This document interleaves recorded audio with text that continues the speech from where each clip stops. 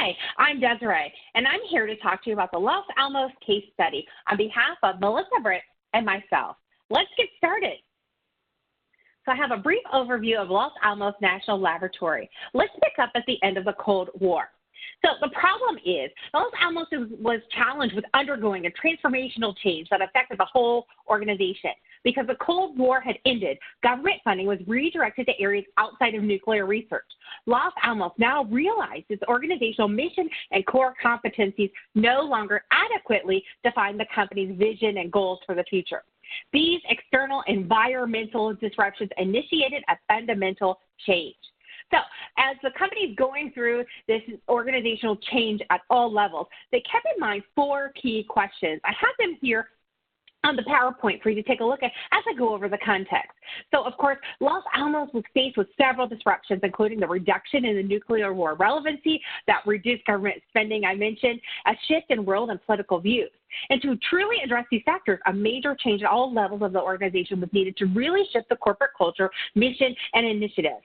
The change would impact everyone from senior leadership all the way down to entry-level employees.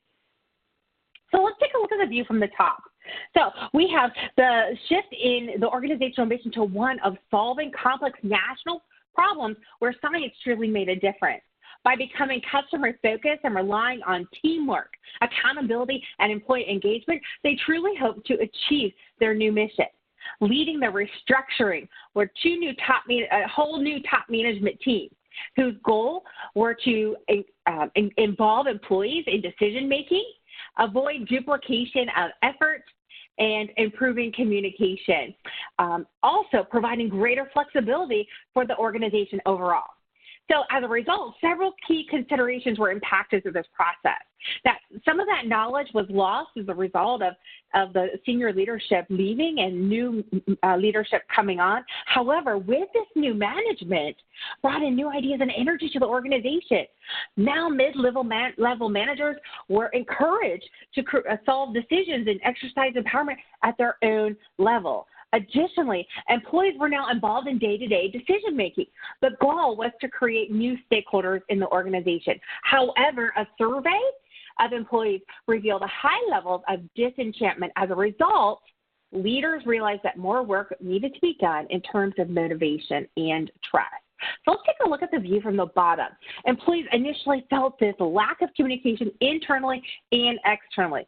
The why for the reorganization was not communicated. Additionally, there was no formal structure in place for internal communication. Thus, rumors began as employees passed info from one to another. And of course, external communication was not filtered down appropriately. This change and lack of communication yielded poor morale despite ill-fated attempts at boosting that, including a visit from the President of the United States. And employees were feeling very contentious and thinking, management is never going to get it right.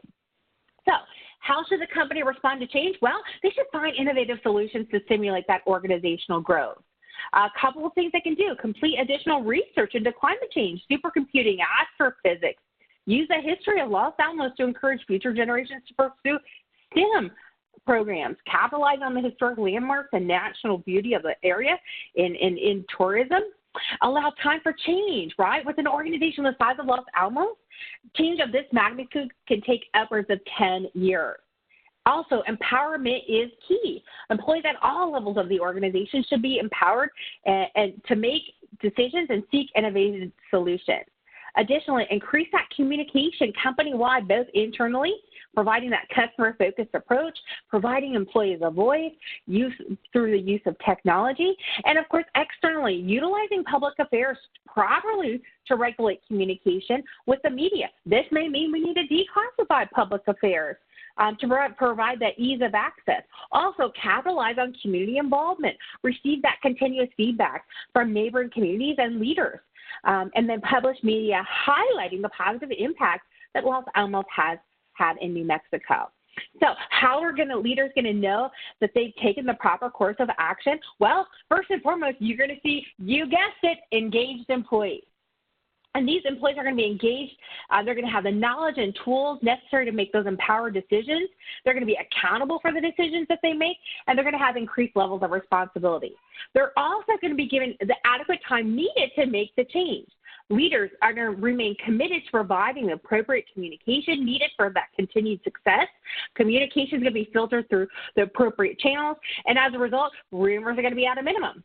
Additionally, a performance management system is going to be in place for employees to truly understand that merit increases are a result of performance, not tenure. The mission and vision of the organization is going to be purposely repeated throughout the process so that team members are aware of the mission and vision and how their actions directly contribute to its success, as well as every action taken can be supported by the vision of the organization. So, final reflections. How could this event be handled better in the future? Well, creating that clearly defined mission, involving employees from the top down in the process, providing the why, focusing more on that mission, involving human resources from the jump, provide that training and support for employees of all levels, those technical and soft skills, creating that open door policy environment where employees are encouraged to discuss concerns and fears with leadership in HR without that fear of retaliation, providing the variety of mediums for communication, and encouraging that diverse leadership team, creating that environment of trust amongst leaders and employees. That involves the continuous give and take of feedback, giving and receiving, looking for opportunities to increase employee motivation and engagement from the beginning from the top down, demonstrating concerns, clearly communicating procedures, stimulating employees intellectually by including them in problem-solving activities, recognize effort and reward achievement, explain decisions in an honest and transparent yet timely manner, and, of course, adhere to the principles of fairness. Thank you.